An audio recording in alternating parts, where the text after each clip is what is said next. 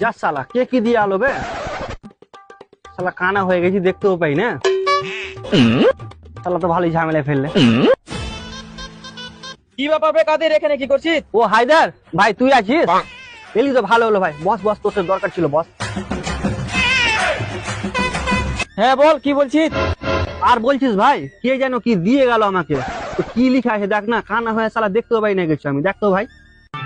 गोलमाल है भाई, सब गोलमाल है। ওগে মা ইসরা কানা হে মাল পাঠিয়ে লেছে বে, সাথে ফের নাম্বারও দিয়েছে, থাম নাম্বারটা নিয়ে এলি।